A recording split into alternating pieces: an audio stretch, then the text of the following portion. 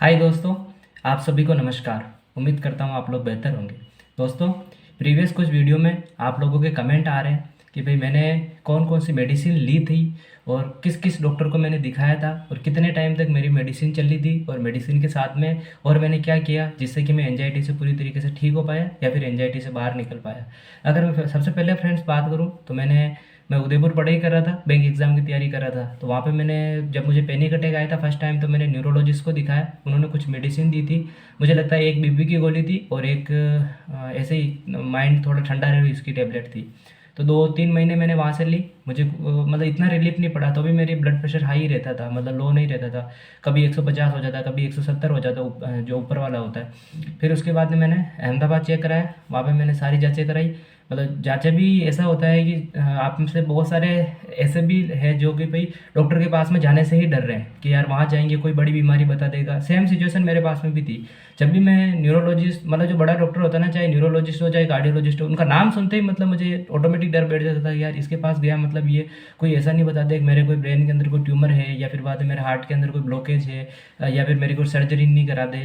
मतलब इस प्रकार का इवेंट, या फिर मैं डॉक्टर के जब चैम्बर के बाहर बैठा होऊंगा उस समय मुझे हार्ट अटैक ना आ जाए या फिर ऐसा कोई मेरे साथ में कोई घटना ना घटित हो जाए।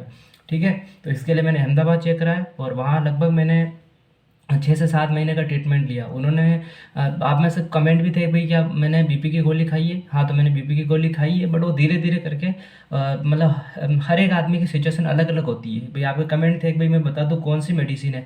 ये तो आप जैसे आपके डॉक्टर को दिखाएंगे और वो अपने अकॉर्डिंग, मतलब आपकी सिचुएशन के अकॉर्डिंग ही आपको मेडिसिन दे सकते हैं, क्योंकि हर आदमी के लिए अलग अलग मेडिसिन या फिर अलग अलग डोज प्रिस्क्राइब करता है डॉक्टर। ठीक है, जैसे मेरे पहले स्टार्टिंग में कोई बीटा ब्लॉकर 40 mg थी, फिर उन्होंने 60 करी, फिर उन्होंने 80 करी, ऐसे कर करके और उन्होंने डोज कम किया था।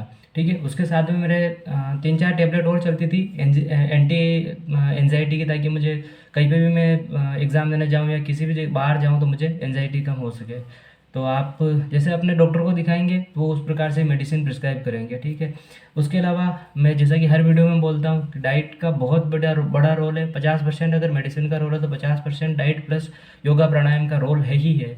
मतलब जब मैं एनजाइटी में था तो मैं बिल्कुल एक्सरसाइज, मतलब इतनी, मतलब शरीर में कम वीकनेस इतनी थी कि मैं कुछ भी, मतलब यूँ भी नहीं सोच सकता था मैं पुशअप लगाऊं या फिर किसी भी प्रकार की रनिंग करूं, कुछ भी नहीं। धीरे धीरे धीरे धीरे जैसे जैसे आपका टाइम निकलेगा तो जैसे कि मैं अगर ऑन एन एवरेज बताऊं तो जैसे आपको फर्स्ट टाइम पैनिक अटैक आया उसके बाद में 3-4 महीने बाद में थोड़ा थोड़ा बॉडी के अंदर आपके वापस पावर आने लगा, क्योंकि स्टार्टिंग में खाना नहीं खा सक, मतलब इच्छा नहीं होती खाना खाने की। धीरे धीरे धीरे भूख लगने लगेगी, फिर उसके बाद में धीरे, तो अभी मैंने वापस फिर से एक्सरसाइज स्टार्ट करी है तो ना मेरी कोई सांस फूलती है ना कोई धड़कन बढ़ती है, एकदम ओके। जैसे पहले तो सीढ़ी चढ़ जाता तो, मतलब सीढ़ी चढ़ जाता तो भी मेरे को ऐसे फील होता है जैसे कि हार्ट बीट बढ़ रही हो, पर अब किसी भी प्रकार का कोई भी टेकिकार्डिया है, जैसे कि साइनस टेकिकार्डिया स्टार्टिंग में आया था, अब एकदम ईसीजी नॉर्मल आती है। तो आपका भी धीरे धीरे हो जाएगा। हाँ, धन्यवाद।